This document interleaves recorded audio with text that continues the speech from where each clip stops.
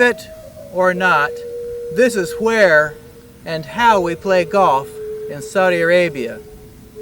Yet, the Book of Mormon tells us that Lehi traveled in the most fertile parts of the wilderness. The translator of the Book of Mormon was Joseph Smith, a farm boy. To him, fertile parts would only have meant rich farmlands. Most fertile parts in Saudi Arabia? Do we have a contradiction of terms here, or another witness that the Book of Mormon is a true history?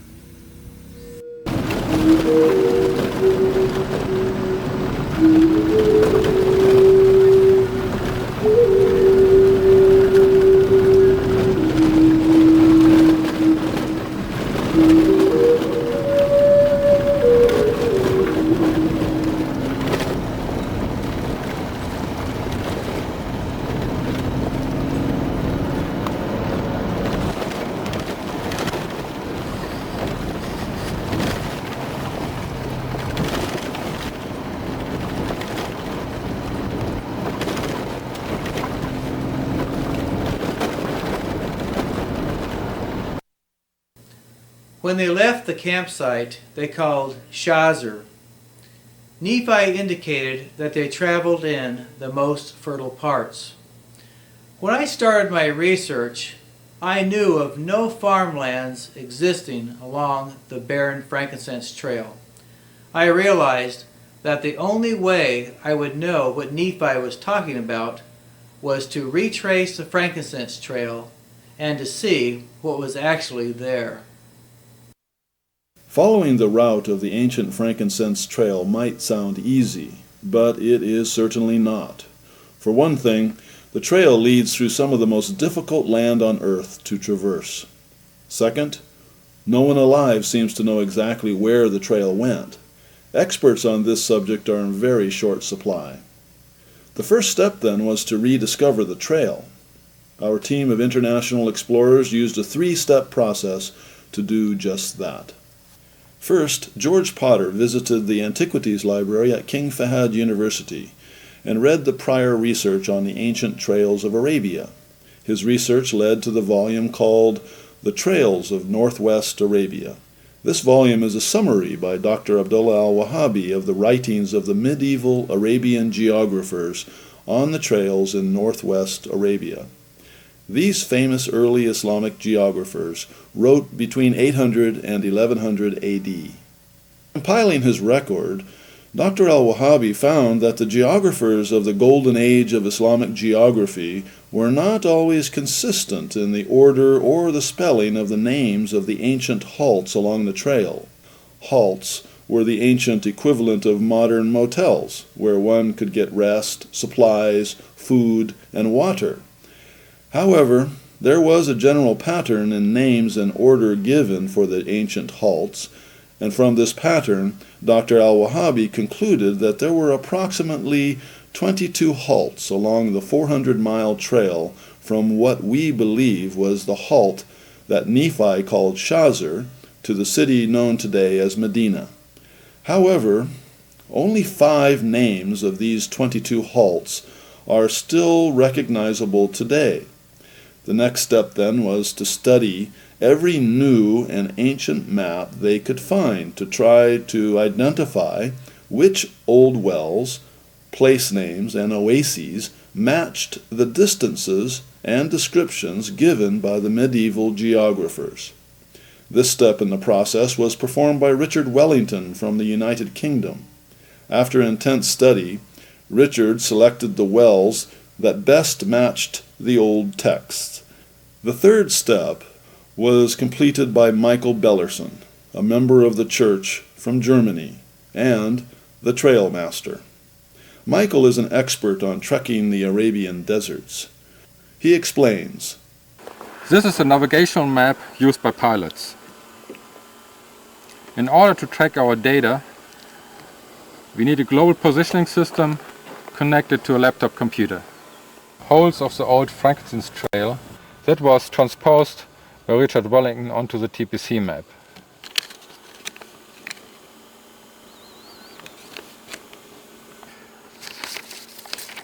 Now that I have the holes of the ancient frankincense trail on the TPC map, I'm able to determine the coordinates.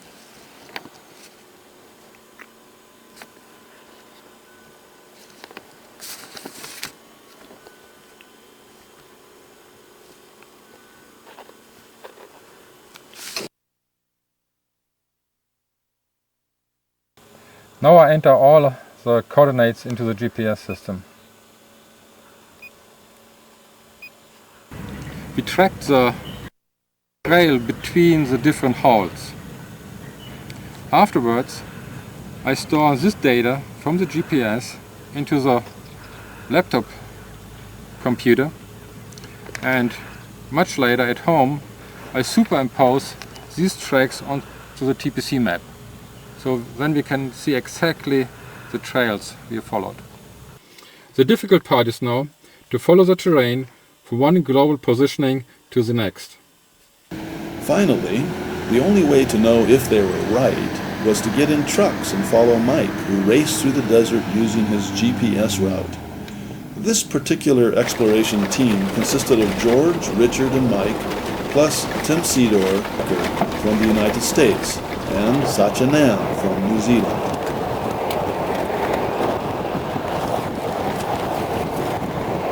Starting at the Book of Mormon campsite called Shazar, the explorers headed south on a course that initially followed the western slopes of the Hijaz Mountains. After about 25 miles, the trail turned south-southeast and entered the heart of the Hijaz mountain range. They finally came to the GPS coordinates that Richard believed would be the trail halt called Khalis, the first stop along the trail south of Shazar. Here they found a well, a small garden, and the ruins of the ancient halt, sometimes called a caravansary. This was encouraging to the team, since they now knew they were on the trail that many others had traveled in ancient times. They continued south, and they found the next two halts mentioned by the old Islamic geographers just where Richard had calculated they would be found. The fruits of their careful, intense studies were paying off. At the fourth halt from Shazar, called Shagba, they found that the halt was located next to a sizable oasis and some farmland. This was the first indication that the trail might have passed through villages that had fertile farmlands. However, from Shagba, their search for most fertile parts seemed a gloomy folly. There were no wadis to provide a camel trail through the mountains, so the trail temporarily headed back toward the Red Sea, and then south through some extremely desolate wasteland.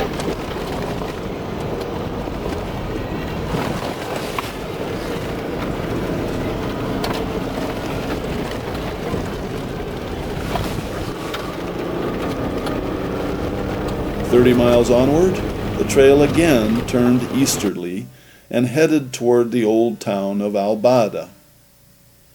This small village has retained its name since the days of the frankincense trade. Even today, the way things happen along the trail seem to have changed little since the ancient days. A case in point was the mayor of the town insisting that the travelers get his permission to travel through his area. At first, he refused to issue our explorers permission to continue along the old trail. Perhaps he expected them to pay him a tribute or a toll, or maybe he simply feared that they might get lost. Maybe they would have an equipment breakdown, or be preyed upon by the bandits, which are still common in this part of Arabia. From what we could understand, the mayor was indicating that there was no road leading south from the city. Now we knew this was nonsense, because the wadis that made up the old frankincense trail are still used today by the Bedouins. We insisted, and finally the mayor gave us permission to continue south. On the way out of town, we could not resist stopping and taking a picture of the last road sign we would see along the frankincense trail. The road our travelers found beyond Al-Bada was rocky and barren.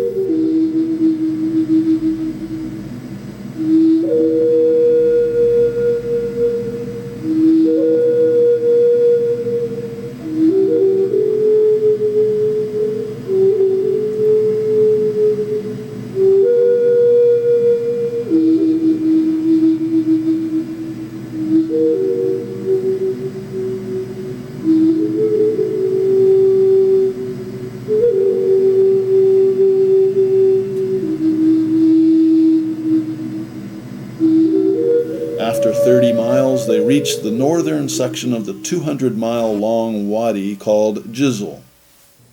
As we entered the Wadi Jizl, we immediately saw something very peculiar. Here, amidst vast areas of desolate wastelands, were very rich farmlands. Indeed, from this point on until we reached Medina, at every one of the ancient halts, we found substantial farmlands. George and his party followed the trail through Wadi Jizl for 75 miles until the trail turned left and detoured some 25 miles to the important caravan staging city at Dedan. At Dedan, the branches of the frankincense trail from Gaza, Damascus, and Babylon all converged to form one trail south to Yemen and southern Arabia. The ruins of the town of Dedan are located in what I believe is the most beautiful wadi or valley in all of Arabia, the Wadi Ula. Both sides of this impressive valley are lined with great sandstone cliffs, reminiscent of the canyonlands in southern Utah. Yet the most striking feature of this wadi is the mile after mile of beautiful farmlands and orchards and palm groves. Archaeologist Graith Baden has studied the ruins of Dedan and has found that the Dedanites were experts in irrigation techniques and used a series of canals and sluices to direct rainwater into the farmland, resulting in what he described as intensive agricultural exploitation. So large are the farmlands of Dedan that they can be seen from an orbiting space shuttle. Growing in the wadi are dates, oranges, lemons, grapes, figs, pomegranates, and vegetables of every kind. In ancient times, Dedan was famous for its apricots. It is understandable that Nephi would refer to the farms of the Wadi Jizl and Wadi Ula as the most fertile parts. Here, surrounded by hundreds of miles of arid wasteland, are two long but narrow and fertile valleys. In fact, over 200 miles of scattered farmlands. As we ponder this, it seems almost natural that the ancient frankincense trail would run through these valleys.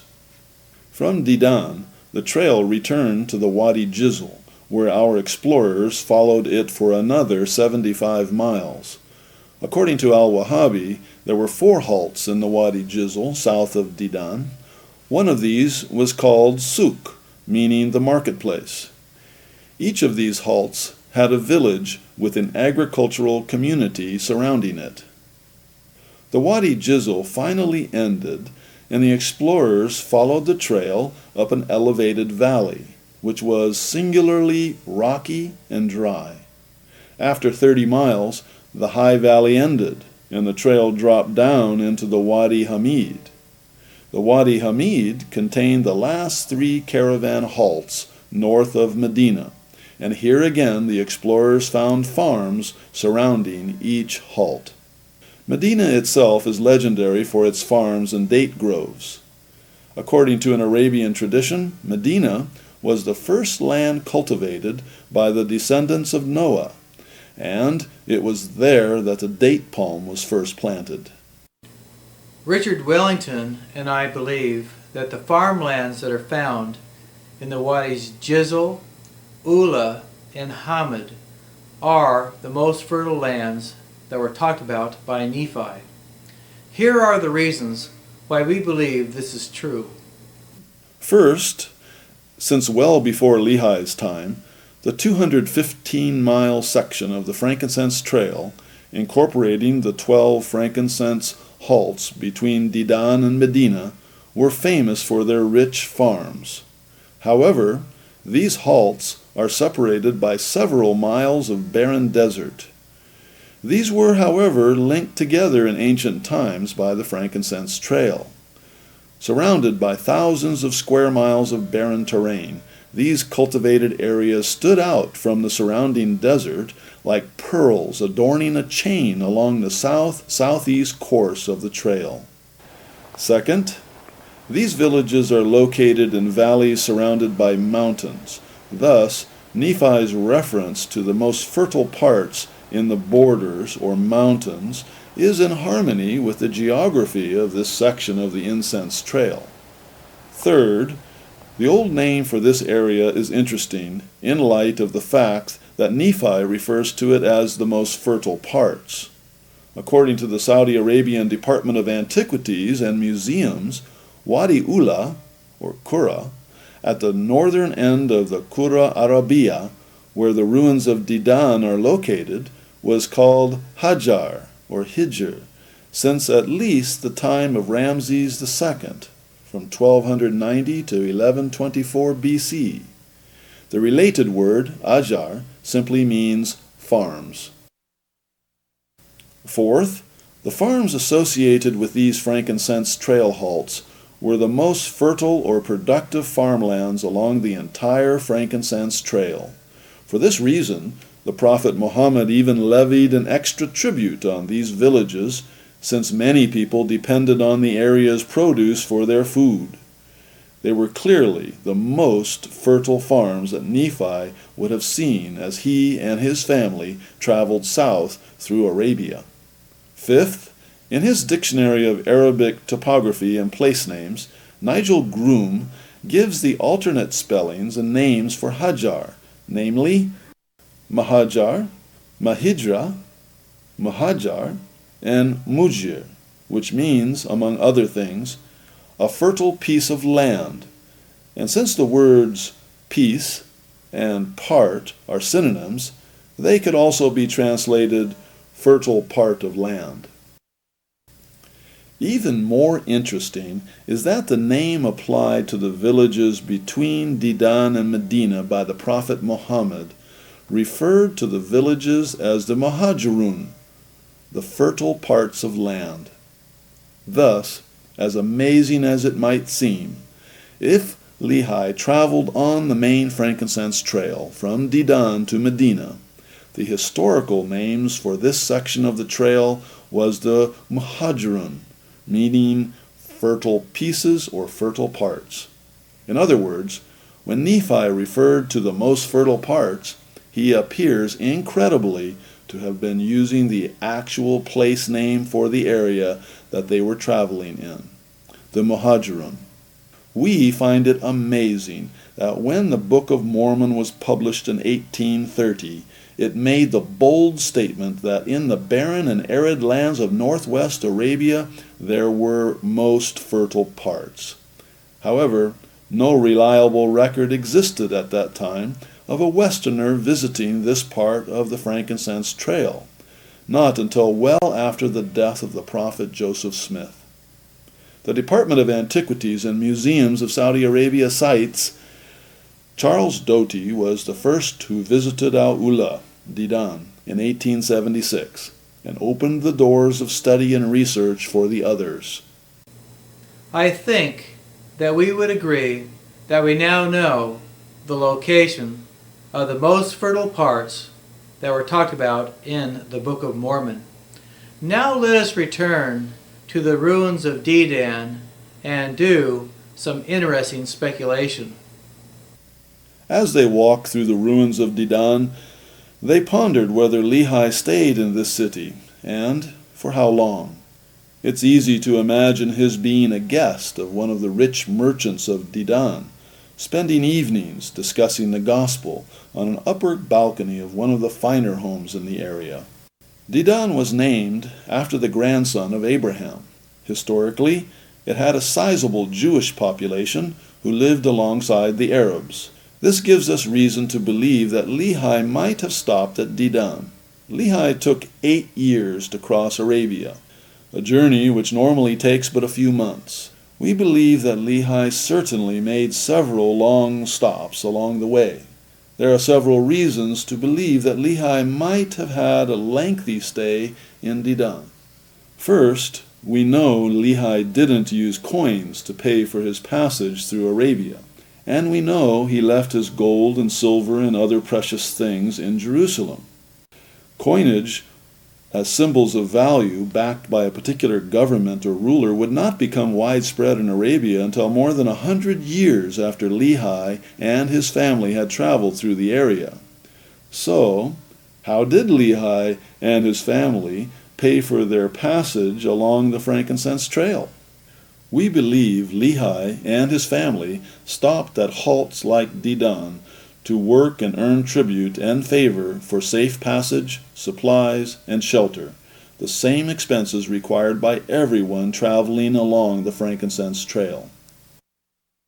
Second, Jeremiah wrote of the rich merchants of Dedan. Lehi could have exchanged his professional skills with one of these merchants for passage and provisions. This is contrary to a common misnomer that Lehi tarried on the trail so he could grow food. This idea seems very unlikely. From what we can gather from the Book of Mormon, Lehi seemed to be from a noble class, and in that age and part of the world would not likely have been found working the soil as a farmer. More importantly, one cannot just stop in Arabia, lay down fences, and start farming. We suppose the few fertile lands in Arabia would have had a large number of claimants. Third, Lehi and his sons were well educated and able to read and write in several languages. These skills were in high demand in antiquity, as only the privileged would have had time and resources to acquire such skills. Those skills would have made it easier for them to gain temporary positions as teachers in the courts of the local emirs or sheikhs, or the households of the wealthy merchants of Dedan. Fourth, Dedan was at a crossroad of trade in Lehi's time. It was an important market center. Merchants and caravans from the distant corners of the then-known world passed through Dedan. Scholar Hugh Nibley believes that Lehi too was a wealthy merchant. This perhaps explains his knowledge of the Hebrew, Egyptian, and Reformed Egyptian languages. If so, Lehi probably had business connections with the merchants of Dedan long before he left Jerusalem. This being the case, reaching Dedan might have meant finding the hospitality of old friends and business associates. Fifth, Dedan had a sizable Jewish population that is rumored to have gone back at least to the time of Lehi. Dedan thus had a community in which Lehi and Nephi could have preached the gospel to Jewish Israelites. The Doctrine and Covenants, section 33, states, "Yea, verily, verily, I say unto you, that the field is white already to harvest. Wherefore thrust in your sickles, and reap with all your might, mind, and strength. Open your mouths, that they shall be filled, and you shall become even as Nephi of old, who journeyed from Jerusalem in the wilderness." These verses tell us that as Nephi journeyed in the wilderness from Jerusalem, he taught the gospel. There were only a few places in Arabia where Israelites were believed to have lived in Lehi's time. Dedan was one of them. Is there evidence that Nephi and his father Lehi, the patriarch, taught the gospel in Dedan? Perhaps. Book of Mormon explorer Lynn Hilton was the first to point out that a group of people calling themselves the Lehianites, or the people of Lehi, came to have great influence and power in the regions of northwest Arabia, shortly after Lehi passed through Arabia. It is believed that the Lehianites were originally of the Thamud tribe, who according to the Quran were monotheistic worshippers of the one true God. According to the Saudi Department of Antiquities, the Lehianites greatly influenced northwest Arabian culture from about 450 BC to 65 BC. The Lehianite capital city was Dedan. Dr. Hilton studied the remains of the Lehianite temple that was built on a hillside next to Dedan. The only object still preserved at the site is a large cistern called the Malhab al-Naka. The Saudi Ministry of Antiquities does not know what the cistern was used for. only that it was carved out of a solid piece of rock. Undoubtedly, it was used for holding water, but was not a well, for it has a floor, and it had steps leading down into it. The ministry notes, "Near the foundations of a large temple is still found a well-preserved large cistern carved in a large rock." Since the cistern is buried near the foundation of the Lehionite temple, if one were to stand in it, they would be below the surface of the surrounding ground. Arabic marking on the side of the cistern read in Arabic, Abu Moses, or the father of Moses. Dr. Hilton noted that the dimensions of the cistern at the temple in Dedan are the same as the famous font that was in the temple at Jerusalem. As time and events passed, the temple was taken over by a power-hungry Nabatean priest who worshipped the idol Ishtar. According to the Saudi Ministry of Education, the Nabateans began sacrificing young boys in the Lehionite temple. A strong earthquake struck the area suddenly, and the temple came crumbling down, and all the priests and the worshippers were buried alive. The temple today remains a giant hill of small stones, a large pile of stone rubble. Did Nephi preach and teach the gospel with his father in Dedan? Did his converts call themselves after the patriarch Lehi? At this time, we do not know the answer to these questions. However, we do find it very interesting that according to the prophet Jeremiah, the Lord will visit those in Dedan in the last days. Why would the Lord visit this remote desert outpost? Could it be because it is the site of one of his temples? It's easy for us to envision Lehi and Nephi having preached the gospel in Dedan. Today, Dedan lies in ruins, but the modern city that grew up next to the Lehionite temple is named Ula, which in Arabic means exalt or exaltation. Discover more about the Book of Mormon through science and exploration by subscribing to this channel. You might also want to go to our website, Christ in Peru, for our books and our documentation on our research. At the website, you can also obtain information about our annual tours to Peru.